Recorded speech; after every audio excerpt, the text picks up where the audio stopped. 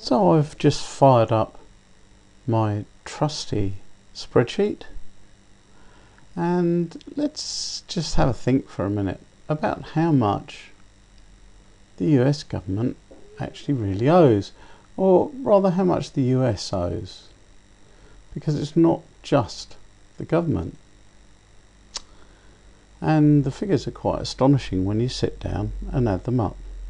So what I've done is I've looked at the US over 18 population, because I don't think we'd expect anyone who's under 18 to pay anything, which is around 210 million, give or take a million or so. And to be honest, that number, although it's big, it doesn't make much difference. And I'm going to divide the running total by the US over 18 population to get a debt per head figure. Well, let's start with the US government debt. Now, this is all the things that the US owes foreign countries, and in treasury bonds and all the rest of it, and that is now standing at around 18.1 trillion. So let's see if I can get this right.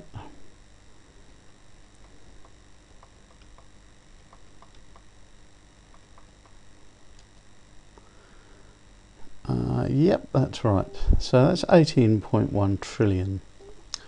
So just with the US government debt, and this is all people normally look at, and that's a bit odd, and I'll go into the reasons for that in a minute.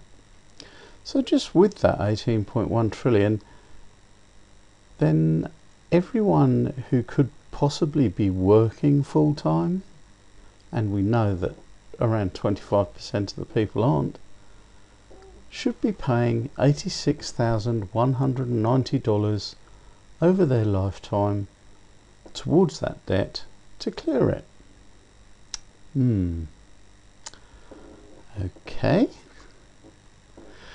And then we'll add on to that US household debt, because after all, that is a part of the US debt. This is what people in the US owe. And that comes to, believe it or not, 13.5 trillion. And that includes all the mortgages, all the personal loans, all the credit card debt. So that's 135 0 0 1 2 3 1 2 3 1 2 3. I think we're there. So that's 13.5 trillion. So immediately we can see that the debt per head is now a more unrealistic $150,476 per head. Okay. And now there's two nasty figures. Why do I say they're nasty? Well, unfunded liabilities. This is promises that the government has made that it has yet to keep. However, there is a cost to keeping those promises, and we're talking here about things like Medicaid, things like pensions, things like food stamps, and this is what the experts reckon that the US government is currently on the hook for if it does nothing else. And you're going to hang on to your shoes for this one.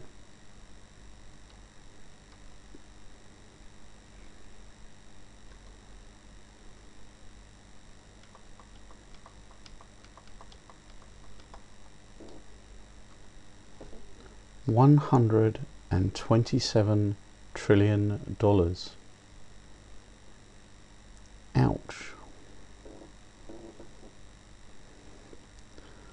So this is going to cost everyone in the United States how much? $755,000 over their lifetime? That's every single person over the age of 18. That is how much you have to find.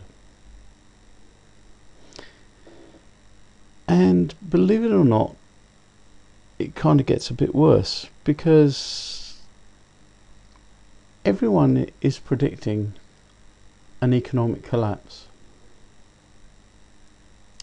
Now if the economy collapses, then the US banks have an awful lot of money invested in derivatives. Now let me explain for a minute what derivatives are. Basically a derivative is a bet on the value, the future value of an asset. That asset could be oil, that asset could be gold, that asset could be wheat, that asset could be nylon, that asset could be practically anything. And every day the banks are gambling. And if the markets all collapsed and the economy all collapsed, every single derivative would go toxic and would go bad. So what would the effect of that be? What have the banks signed you up for now?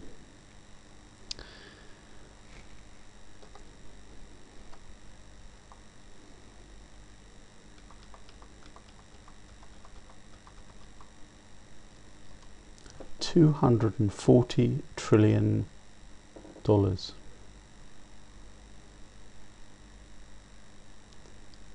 Unbelievable. The banks could actually collapse owing more than the US government plus the household debt plus the government's unfunded liabilities. This is insane. And this is why the banks have to be regulated sooner rather than later to stop them from gambling.